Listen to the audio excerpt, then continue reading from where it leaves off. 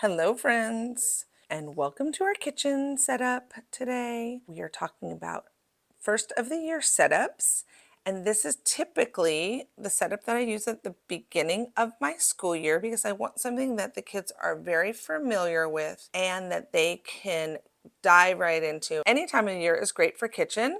I typically use it at the beginning of the year so that it's easy and we can teach some things along with the kitchen and how to use it. So I keep it very, very simple for them.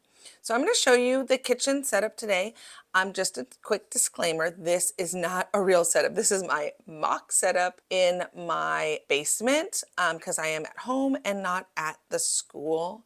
So if I have some footage of my school setup, I will add that in here as well. But as of right now, we're going to use what we have in the basement and our materials. So you can see it could be a very easy setup with or without a kitchen. This is actually the first year that actually had a kitchen in my class. I never had a kitchen setup before, so I had to use shelving or whatnot. So that's why you can see I have these burners so that I use those so the kids can pretend there. I just place them on there and usually hot glue them down so that they can use them.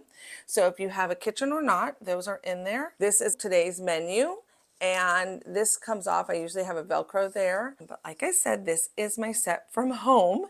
So the school set is laminated and has the Velcro so the kids can change them off. And these, all the menu items are pretty simple for them to see, like spaghetti, mac and cheese, chicken nuggets, peanut butter and jelly sandwich, things kids are very familiar with and they like. Also, there are some labels in this set. I do not have all of them because of the space that we have right now.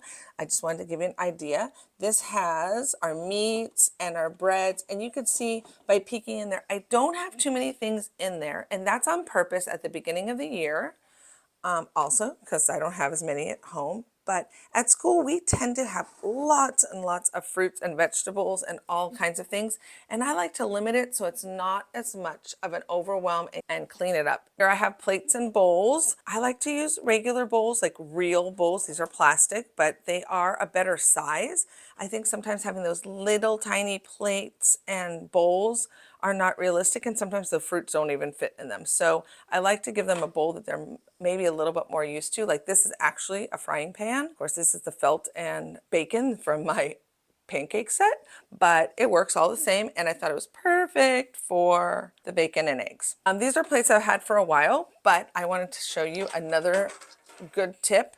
These are plates that I bought at Home Goods, I believe. And look at, they're $3.99 for all of those. Now, they are probably not as sturdy and they might not last as long, but I've had some that have lasted a really long time. Every once in a while they may break, but that's a good thing for kids to learn how to be real careful and things with. This is also a set that I got, I think, from Home Goods as well. And I just love them because they're cute, and sometimes they come seasonal, and then I use them at different times of the year for like Thanksgiving or whatnot if I can find them after season sale is perfect. Here are our silverware. This silverware is Dollar Tree. Yes, sometimes those break, but my kids have been actually pretty good with them. So let's take a look at here. I always love to have like my kitchen sign. That's also a Home Good. No, that was a Hobby Lobby find on sale. There's some just fun things that I have in there. There's our utensils. There's our books and cutting boards. I also love to put cookbooks in there, especially cookbooks with lots of pictures, like the old Betty Crocker cookbooks and things. Those are really fun for kids to just flip through and look for. And sometimes you can find them for great deals or ask parents to donate them because a lot of people don't use cookbooks anymore. I love to put books in our dramatic play setup, either incorporated into the shelves or area or just in a box that kind of relates by theme. Those are some of the books that I have right now, like Cookies with Grandma, Spaghetti and Meatballs for Al, and If You Give a Pig a Pancake. And shout out, my goddaughter wrote that book, Cookies with Grandma. A little bit older readers. So if you have a grandmother with Alzheimer's, that's the cutest book ever. Anyway, have to shout out to my little Isabel. She's not little, she just graduated. Just a fun, simple setup. I have some more printables in there. Not too many because I like to keep it simple at the beginning of the year, but there's definitely more labels. There's one for dairy and for sweets. I think there's one for pasta as well. Today's menu, so identify with what they might be cooking in the kitchen. I have not had a kitchen in my classroom for many, many years. This was the first year in a long time that I actually had a kitchen set up. So I've had to make do with just having shelving, and I actually prefer it. Although this year was a lot of fun because I did have to learn how to incorporate a kitchen and turn it into different things or turn it around.